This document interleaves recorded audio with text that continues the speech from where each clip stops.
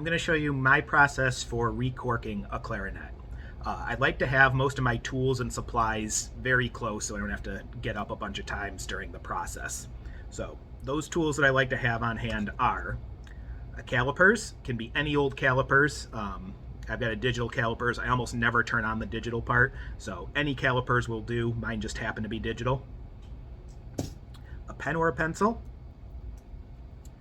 You can have either some wide non-serrated jaw, so smooth jaw, duckbill pliers, something nice and wide like that, or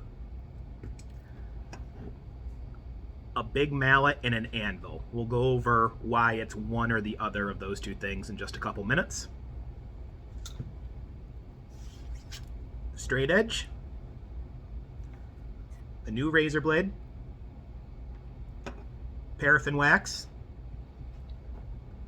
contact cement, and thinner for said contact cement,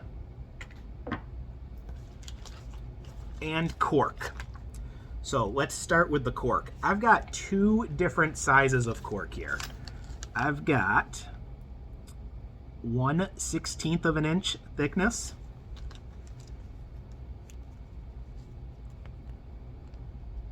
and I've got 3/64 of an inch thickness. So only 1/64 of an inch difference in the thickness of the cork.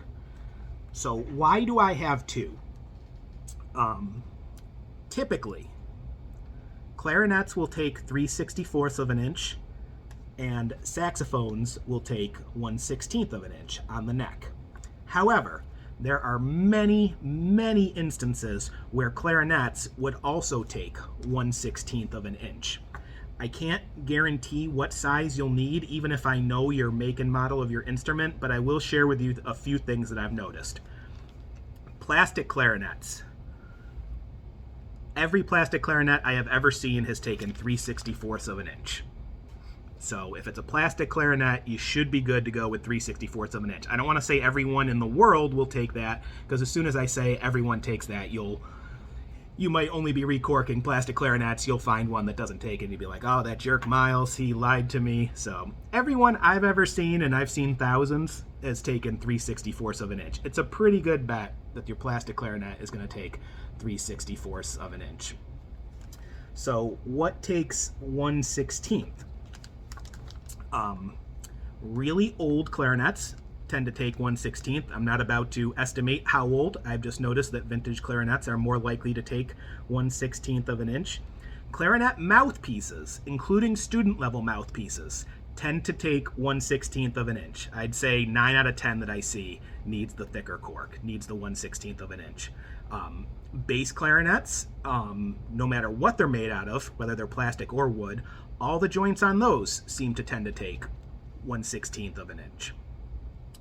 For newer stuff, one thing that I have noticed that almost always takes 1/16 of an inch is newer buffets. So ones with that new logo there, if you see that, that's a good bet that it's going to need 1/16 of an inch. Ones with the old classic logo that aren't super duper old, those tend to take 3/64, has been my experience.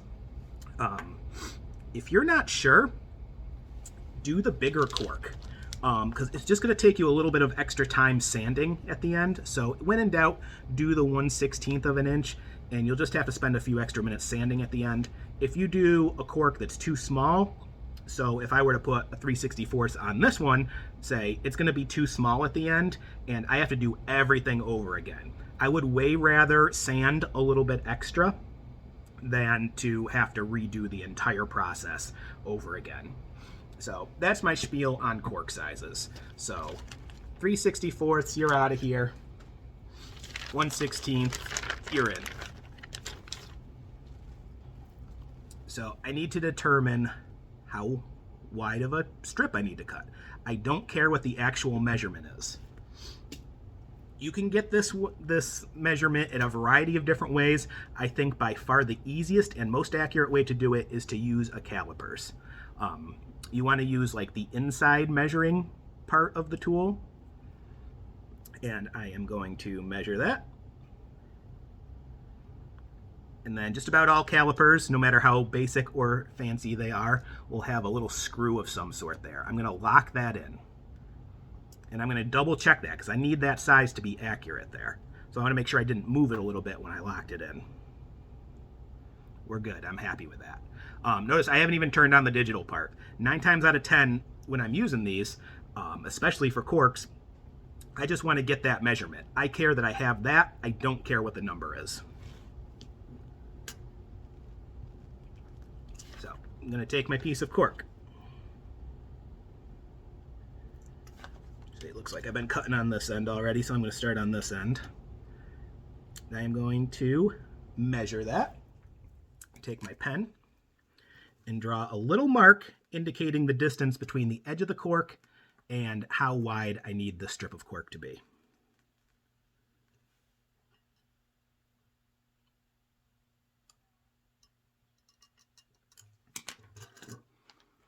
Okay, so I know my cork's going to be this wide. You can see from the last time I cut a tenon cork out of this piece of sheet cork. There's my mark from the last one. So it's going to be that wide. Do the same thing on the bottom.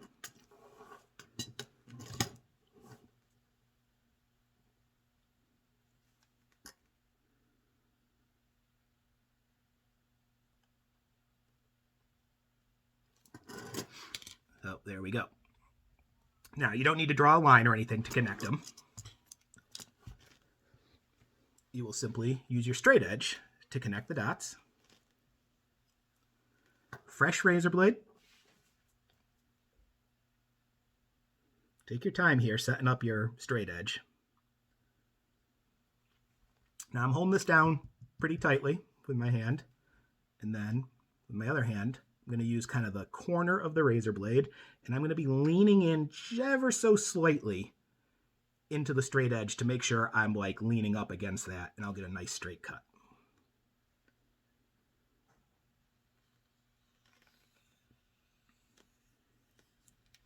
Cool. So that went all the way through. I was actually trying not to quite go all the way through. You might not go all the way through. You'll just have a perforation there. Just rock it back and forth and it'll break off cleanly. So don't like try to tug it out. If it's still kind of hanging by a thread there, just rock it and it'll go and snap right off. So I want to check again to make sure that I haven't screwed anything up. If I have screwed something up, I want to stop here and go back to the beginning now instead of waiting until I'm all the way done to go back to the beginning. So I'm just going to kind of dry fit this, and yeah, that looks good to me. If it was way too big or way too small, I'd stop right there and I'd recut it. It can be a little tiny bit off, say it was like wiggling a little bit back and forth, or you were like smushing it in there and you could smush it in. That's fine. Little stuff like that's going to come out in the wash when we sand it at the end. So you want it like pretty close. Doesn't have to be 100% perfect though. Next thing we have to do, my preferred method, remember I gave you a choice earlier. We either got the smooth jaw, wide pliers, like these duckbills, or you could have the mallet and the anvil. We need to remove the pith from the instrument. Pith is the stuff in the cork that's kind of making this rigid. Notice it's not like flopping over with gravity. It's still pretty straight there. We need to get this a little bit more bendy and flexible. That's going to be how we take out some insurance against it cracking when we make it go from the straight line that it wants to be in into a circle to go around the tenon. So I am going to squeeze the pith out of the cork. Yes, that's the actual term for it. So I'm just squeezing fairly hard, and I'm making sure I don't miss any spots.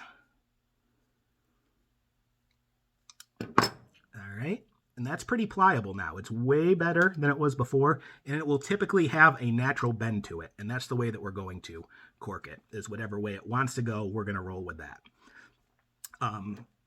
You know, there's it's not perfect. There's going to be like little weak spots. You can see all the dots in any tenon cork. So it could break there, you know, and if it happens, it happens, but we've just taken out some insurance and we've made it way less likely that that's going to happen when we put it on the tenon. So say you didn't have something like that, and this is how I started out getting rid of the pith. If you don't want to squeeze the pith out, you can actually beat the pith out of the cork.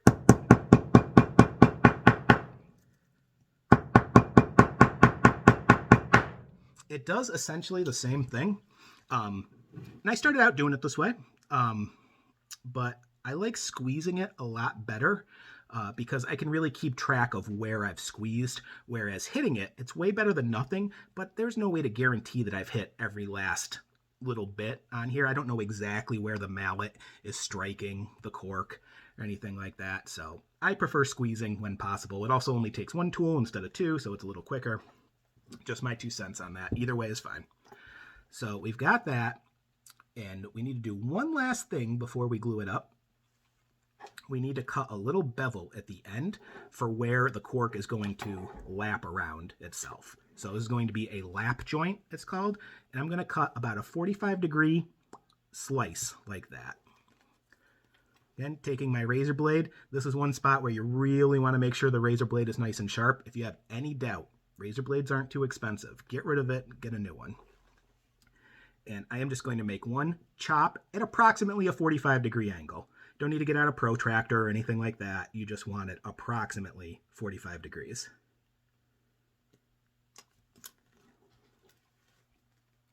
So there you go, about a 45-degree cut. So let's get it glued up.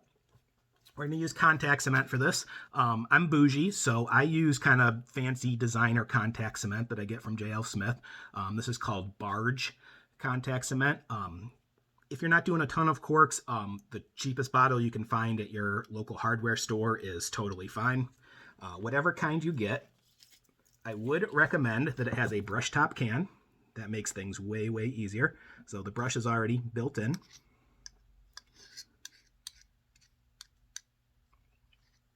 This is a pretty new one, so it's a little drippy. That's okay. Take off the excess. And so where I just did that chop right there, that little tiny 45-degree bevel, I'm going to put contact cement on that. And now I'm going to flip the whole thing over, and I'm going to contact cement the whole inside part. That's the part that's actually going to touch the instrument.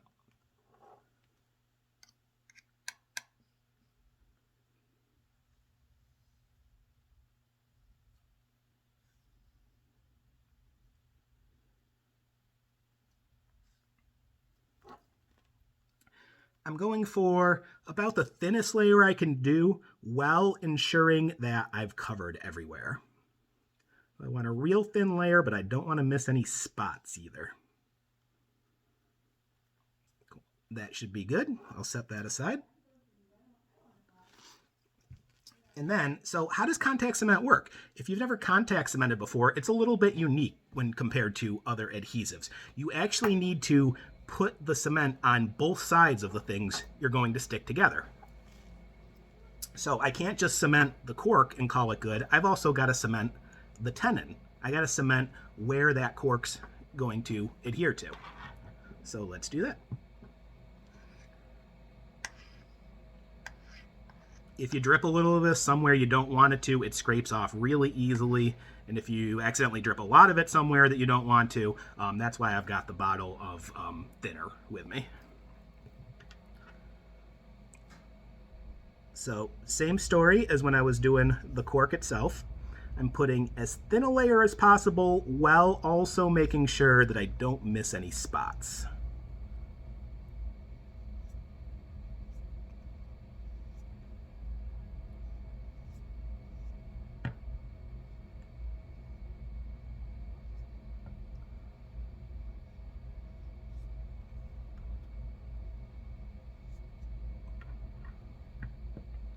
Think we're good.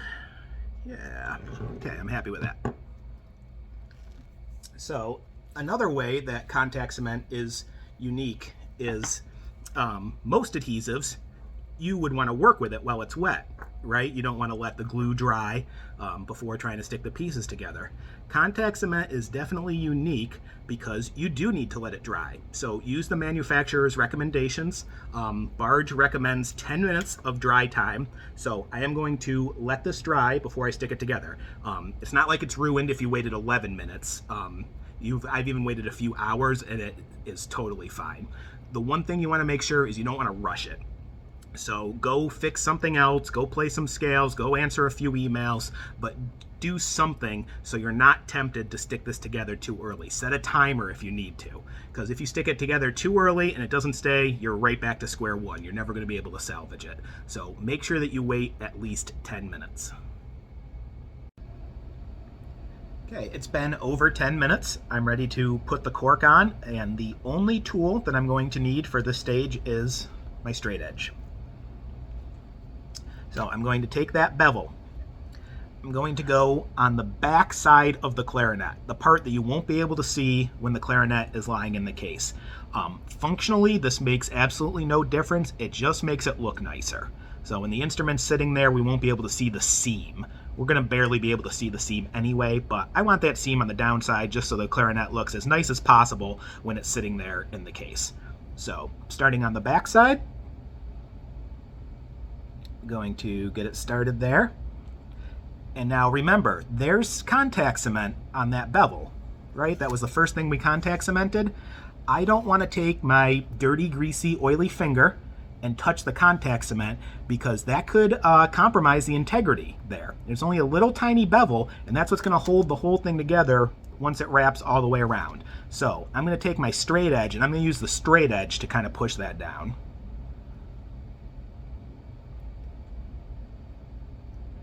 So I'm just giving it a little nudge to make sure it's securely sticking to the instrument, and it is. Now, I'm okay to touch the rest of it. There's no glue on any of this. So I'm going to slowly and firmly push this down all the way around the instrument.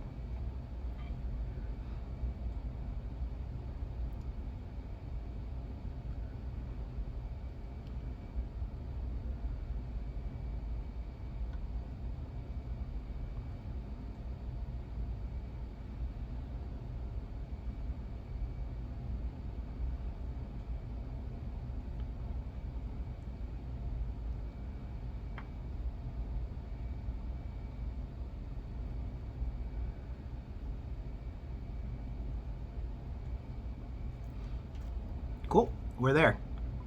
So I guess I lied, there is two tools you need for this. You do need still a nice sharp razor blade to cut off the tail there.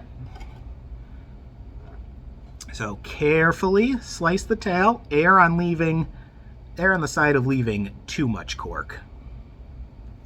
There, because we're gonna have to sand that nub off anyway, so really be careful. You don't want to cut too deep because then you'll cut into cork that's not on the overlap, and then you gotta start all over again. I like to live dangerously, so I'm gonna cut one more little slice.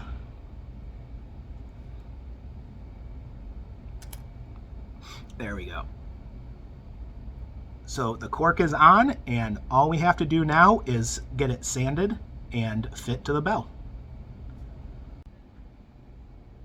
Okay, so we just need to get this sanded and get everything fit, and we will be done.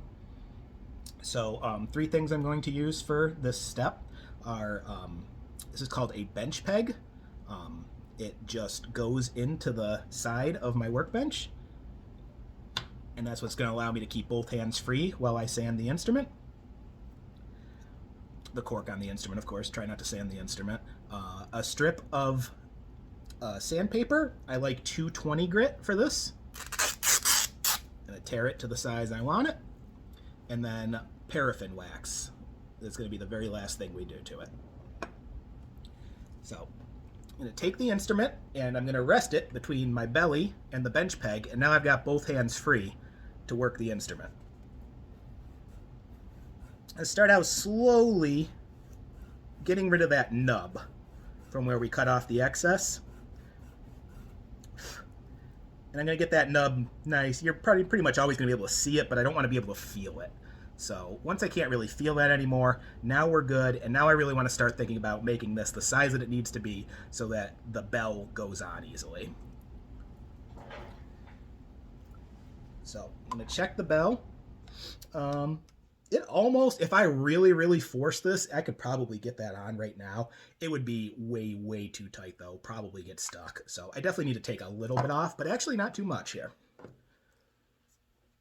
So when you do this, be careful to not be sanding the shoulders. That's the edges here. It might be a metal tenon ring. This is the tenon ring, by the way, because this is the tenon. So when it's got a metal piece like that, that's the tenon ring. Or the shoulder. That's that little bit of wood with no cork on it between where the rest of the body kind of flares out and where the cork starts. So try really hard not to sand either of those. It's not the end of the world if you nick it once, but you don't want to take off too much material because then you're going to have a really bad fit and the bell's going to fall off no matter how good your cork is. I'm going to flip it over, sand a little bit on the other side.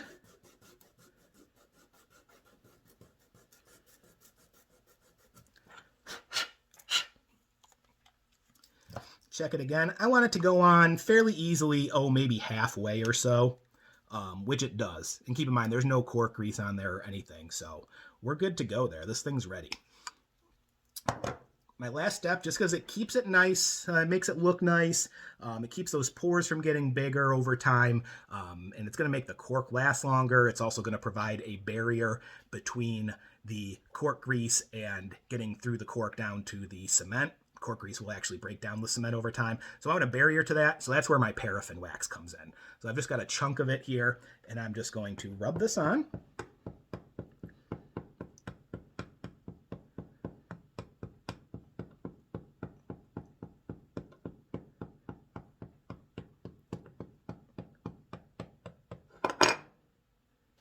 So I've got the wax on there, so that's going to provide a barrier. However, if I just leave it like that, the first time I put the bell on, about half of that's going to wipe right off. So I want to melt that in.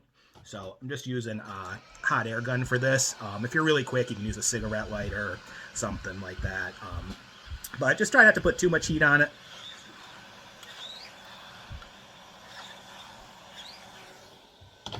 And that's it.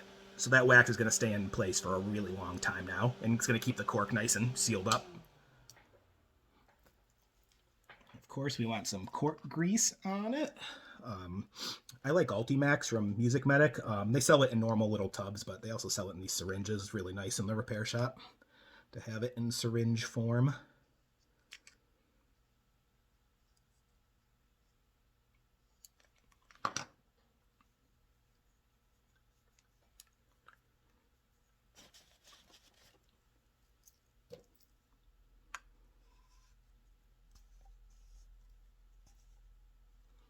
And there we go. No wobble. Definitely not in danger of it falling off, but it was also pretty easy to get on. We're good. I'm pretty happy with that recork. Hey everyone, real quick, I just wanted to show you what I had planned back when I was planning on doing this clinic in person. I have bags and boxes and tons of scrap clarinet joints. That's just one small example right there. I probably have about 10 times what's in this bag. And I was going to bring them with me to ClarinetFest and let everybody try a hands-on recorking. So you'd actually be able to do one for yourself. So obviously because of COVID, we're not able to do that in person. So you're stuck watching me on video. But be on the lookout for that clinic at a future ClarinetFest or educational conference, and I really hope we can get it together at some point. I'm looking forward to seeing everybody in person again sometime, hopefully in the really near future.